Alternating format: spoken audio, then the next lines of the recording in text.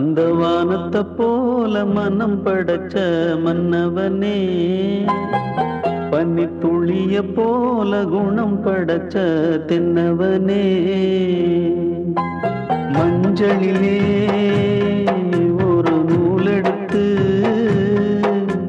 விண்ணுக்கும் மண்ணுக்கும் சம்பந்தம் உண்டுன்னு சொன்னது யாரு? அது மன்னவன் பேரு. அந்த வானத்தை போல மனம் படைச்ச